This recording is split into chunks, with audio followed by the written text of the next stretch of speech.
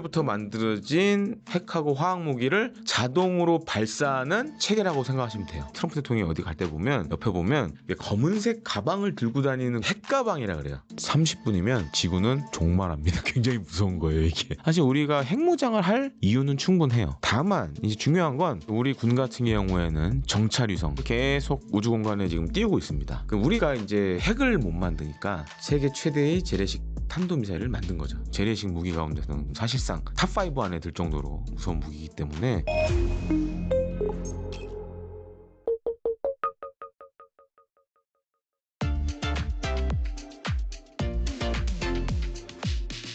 많은 구독자분들이나 시청자분들은 아마 죽음의 손 처음 들어보셨을 겁니다. 그래서 이게 과거에 한번 책으로 나온 적이 있어요. 그래서 저도 이 책을 굉장히 감명 깊게 읽었는데 이걸 생각하시면 돼요. 데드 핸드라고, 영어로 하면 이제 데드 핸드라고 그러는데, 소련 시절부터 만들어진 일종의 러시아의 핵에 더해서 대량 살상 무기, 여기 화학 무기도 들어가 있습니다.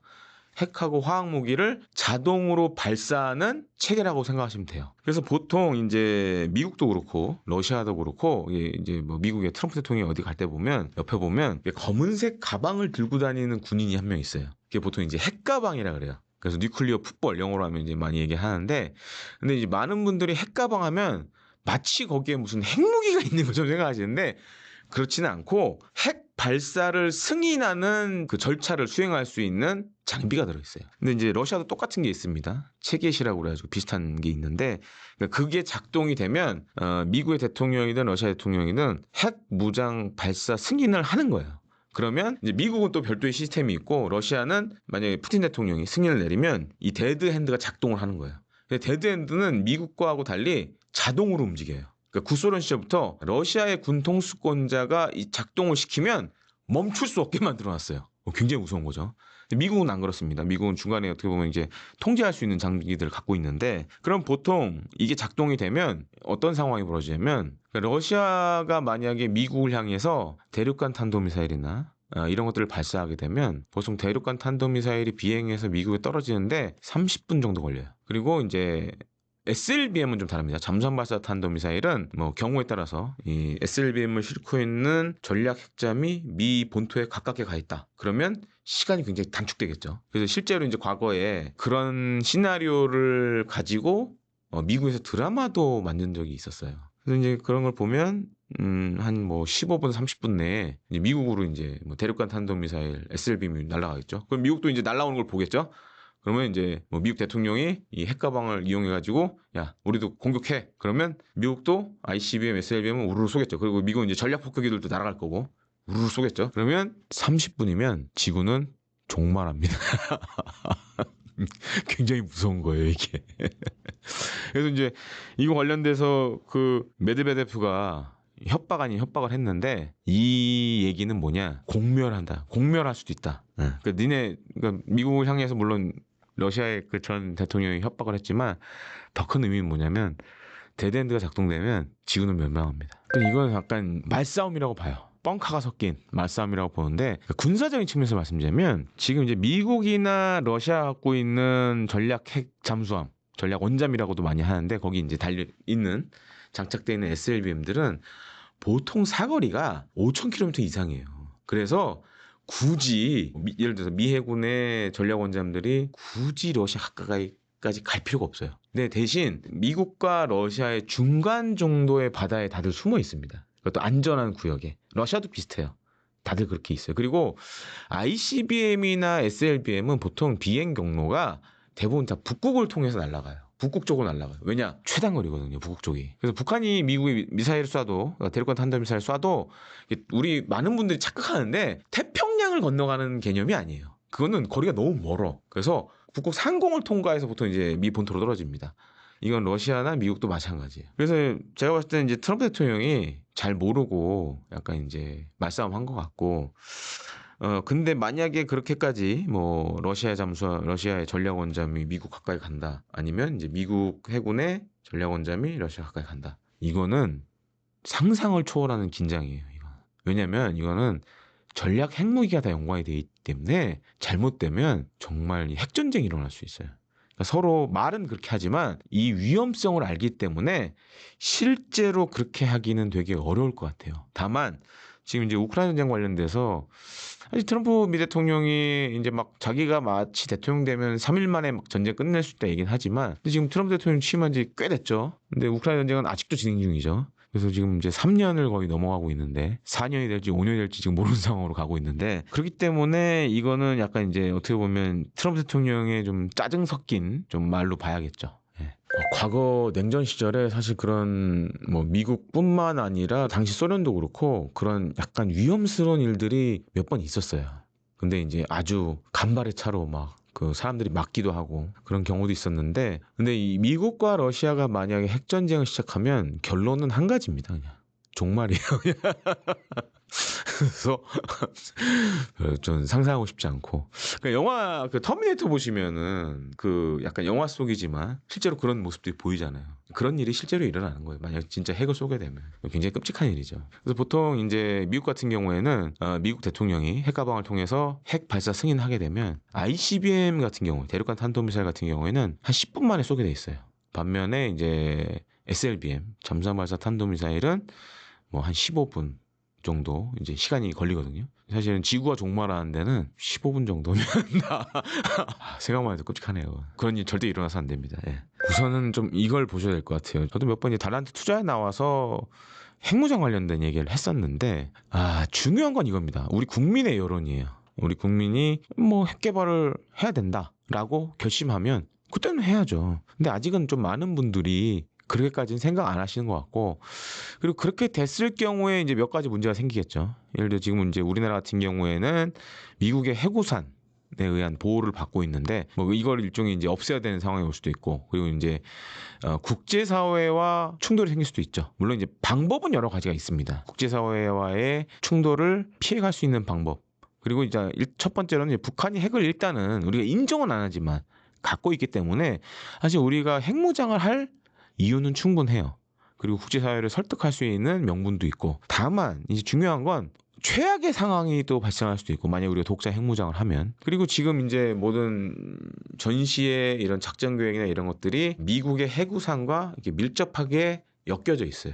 작전 계획을 많이 이제 보완을 하면서 엮여져 있는 상황이고 그렇기 때문에 굳이 우리가 독자 핵 개발을 할 필요는 없는 것 같다라는 뭐 정치권이나 정부 일각에서 이런 얘기들이 나오고 있어서 뭐 당분간은 이제 좀 그런 얘기는 좀 잠잠해지지 않을까 이렇게 보고 있습니다. 일단 가장 중요한 거는 북한의 핵 발사 징후를 사전에 탐지하는 게 중요하겠죠. 그래서 지금 이제 우리 군 같은 경우에는 정찰위성 425 사업이라고 많이 얘기를 하는데 정찰위성을 계속 우주 공간에 지금 띄우고 있습니다. 근데 사실 이거 가지고는 좀 부족한 상황이에요. 4기 정도 지금 띄우려고 하는데 이후에도 뭐 계속 띄울 겁니다 이제.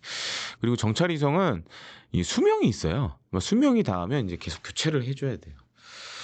근데 지금 이제 좀 우리가 주목하게 봐야 될 게 뭐냐면 북한이 물론 이제 대륙간 탄도미사일 그다음에 뭐 중거리 탄도미사일 이런 것들 사거리 1000km 이상급의 것도 개발하고 있지만 사실 우리나라를 공격하는 데는 그렇게 긴 사정거리의 미사일이 필요 없어요. 그냥 300km, 500km 그냥 서울만 날리면 되니까. 근데 그런 것들은 이미 이제 기술적으로 다 완성이 된 상황이고 그래서 그리고 다 대부분 보면 다 움직이는 이동식 발사대입니다.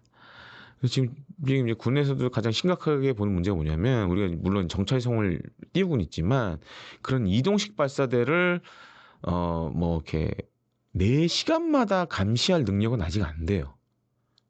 그리고 지금 그 우주 궤도에 있는 정찰위성은 택도 없고 그래서 지금 좀 시급하게 해야 될 게 뭐냐면 그래서 이제 우리 군도 저궤도 정찰 위성 같은 걸 지금 많이 생각을 하고 있어요.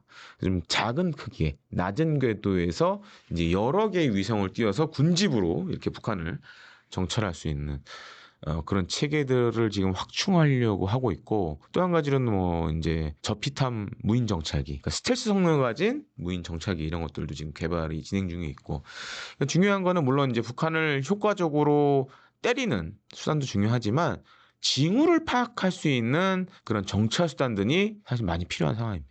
이런 것들 위주로 좀 확충을 좀 시급히 할 필요가 있다.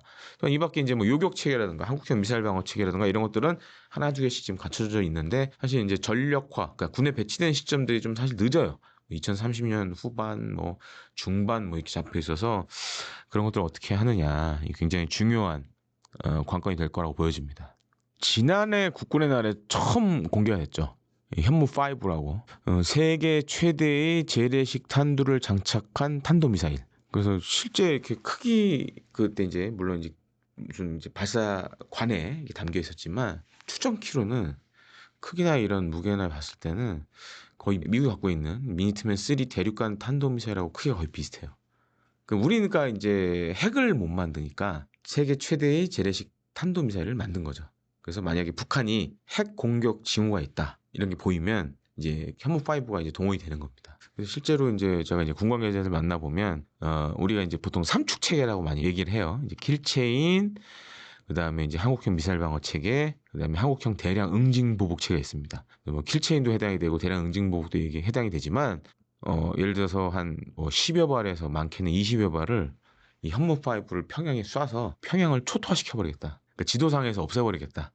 그런 계획을 갖고 있어요. 그러니까 물론 이제 핵에 비해서는 위력은 약할 수 있지만 현무5 한 발이 갖는 위력이 사실 어마어마하기 때문에 뭐 재래식 무기 가운데서는 뭐 지금 사실상 뭐 탑5 안에 들 정도로 무서운 무기이기 때문에 그런 걸로 이제 우리가 북한에 대해서 억제력을 갖는 거죠. 예. 그래서 지금 이제 뭐 이제 그런 얘기가 있어요. 현무5도 향후에 종류가 늘어날 것 같아요.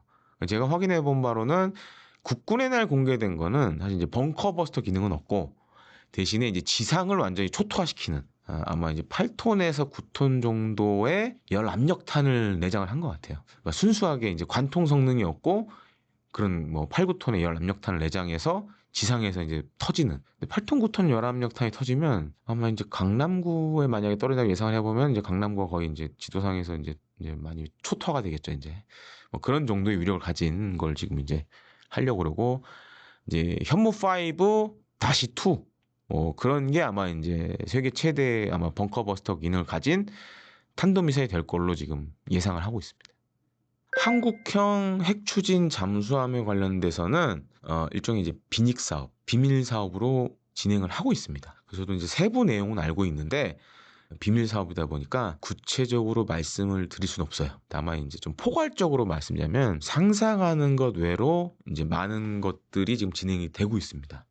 그리고 지금 이제 새 정부도 우리가 북한에 대한 일종의 억제력 차원에서 한국형 원자력 추진 잠수함, 핵 추진 잠수함에 굉장히 관심을 갖고 있어요.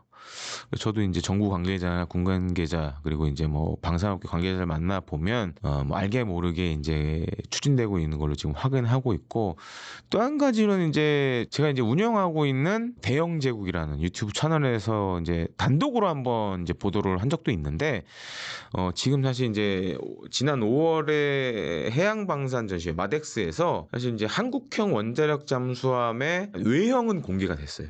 근데 이제 기존에 그 우리가 갖고 있는 뭐 장보고 2, 장보고 3하고는 좀 외형이 많이 달라요. 그 이제 원자력 추진을 하게 되면 어떤 장점이 있냐면 기존에 우리 해군이 갖고 있는 잠수함들은 보통 이제 디젤 엔진을 일종의 발전기를 사용해서 하는 잠수함입니다. 그래서 속력이 빠르지가 않아요. 그래서 선형을 보면 약간 이제 저속 선형입니다. 근데 원자력 잠수함은 무한의 에너지가 사실상 나오기 때문에 고속을 낼 수가 있어요. 그래서 보면 굉장히 이게 미국이나 뭐 러시아의 잠수함들 원자력 잠수함들 보면 이게 굉장히 유선형 모양으로 돼 있어요. 그러니까 수중에서 고속을 낼 수 있는 고속 선형의 모양새를 갖고 있습니다. 근데 이제 지난 5월에 마덱스에서 하나오션에서 공개한 이제 미래형 잠수함이라는 이름으로 나왔는데 요게 저도 이제 현장에서 업체 관계자하고 인터뷰도 하고 이제 알아봤는데 사실상 한국형 원자력 잠수함의 기본 외형으로 좀 이렇게 많이 얘기를 하시더라고요. 그래서 그런 외형이나 이런 것들은 지금 사실상 다 만들어진 상황입니다. 다만 이제 세부적인 것들을 어떻게 하느냐에 그런 문제가 좀 남아 있고, 그래서 이번 정부에서 정말 이제 관심을 갖고 어떻게 하느냐. 그리고 이전 정부에서도 사실 여러 가지 계속 반복해서 말씀드리지만 비닉 사업, 이제 비밀 사업으로 했기 때문에 지금 결과물들이 사실 없는 건 아니에요. 이번 정부가 어떻게 추진을 하냐에 따라서 정말 우리 한국형 원자력 잠수함이 나올 수도 있고 뭐 그런 상황이라고 좀 말씀을 드리고 싶습니다. 그렇습니다. 그 사실 오커스 그러니까 이제 전에 이제 바이든 행정부 때 영국하고 미국하고 이렇게 호주하고 3개국이 합의는 했는데 근데 이 호주의 지금 이 원자력 추진 잠수함은 이 미국만 있는 건 아니에요. 영국도 개입이 돼 있어요. 그래서 지금 이제 미국이 과연 이걸 계속 이렇게 미국, 영국, 호주로 같이 갈지 아니면 호주가 깨고 또 다른 걸 할지 약간 좀 애매한 상황이 됐어요. 지금 만약에 다시 원자력이 아니라 재래식으로 간다 그러면 어쩌면 가능성이 있어요. 그리고 지금 이제 캐나다 지금 우리가 만든 장보고 3 지금 이제 우리 해군에서 쓰고 있고 지금 이제 폴란드나 캐나다에 이제 제한이 되고 있는데 지금 캐나다 사업은 수주 가능성이 굉장히 높아요. 그러니까 지금 이제 뭐 들리는 바에 의하면 한 4개 국가가 이 캐나다 잠수함 사업에 지금 뛰어들었었는데 캐나다가 2개 국가로 줄였다 그러더라고요. 근데 그 중에 하나가 이제 뭐 그전에 이제 4개국 프랑스, 독일, 스웨덴, 우리나라 이렇게 있었는데 지금 스웨덴하고 우리나라만 남아 있다고 하더라고요. 2개 나라가 또 빠졌죠. 그래서 근데 스웨덴은 우리하고 비교해 봤을 때 상대적으로 잠수함이 좀 작아요. 거기는 한 1,800톤급이고 우리는 이제 3,000톤이 넘는 거니까. 근데 캐나다 입장에서는 지금 태평양에서도 작전을 해야 되고 대서양에서도 작전을 해야 되니까 멀리 멀리 나가야 돼요. 근데 그런 측면에서 봤을 때는 좀 개인적으로 봤을 때는 우리 장3가 좀 장보고 3가 유리한 상황이 아닌가. 그리고 이제 만약에 캐나다나 폴란드에서 수주를 하게 되면 거기에 이제 변수가 이제 호주가 만약에 원자력 잠수함 안 하겠다. 다시 디젤로 가겠다. 재래식으로 가겠다. 그러면 어쩌면 우리 장보고 3가 한번 도전해 볼 만하죠. 일단은 지금은 우리나라가 이제 뭐 장보고 3도 그렇고 이제 재래식인데 거기에 뭐 리튬이온 배터리 그다음에 공기 부료 추진 장치 예, 그런 걸 통해서 사실 잠항 시간을 거의 이제 한 달 가깝게 늘려놓긴 했어요. 근데 문제가 그래도 그건 이제 최대에 그렇게 있을 수 있는 거고 잠항 시간이 뭐 그게 사실 원자력 잠수함에 비해서는 사실 뭐 다소 적은 편이죠. 근데 원자력 잠수함은 사실은 해결료를 다 쓰기 전까지는 계속 작동을 해요. 미국 같은 경우는 심지어 이렇게 합니다. 이제 전략 핵잠수함 같은 경우는 2교대로 돌려요. 그 잠수함을 또 그렇게 뭐 크게 정비할 필요도 없고. 근데 한 번 정비를 하면 크게 해야죠. 그래서 뭐 블루팀, 골드팀으로 나눠서 이렇게 실제 운용을 하기도 하는데, 그만큼 이제 적이 예상하지 못한 바다에 숨어 있다가 물론 이제 제가 추정키로는 우리가 만든 한국형 원자력 잠수함에도 SLBM이 탑재가 될 거예요. 물론 이제 핵탄두 갖고 있지 않지만 저기 예상치 못한 지점 그리고 찾을 수 없는 곳에서 일격의 불시에 일격을 날릴 수 있는 거죠. 그런 측면에서는 위협적이죠. 북한뿐만 아니라 주변국들에게 굉장히 위협적인 존재가 될 수 있다. 그런 걸 통해서 일종의 이제 우리가 억제력을 갖는 거죠. 그러니까 우리를 함부로 건드리지 못하는 억제력을 가질 수 있는 거죠.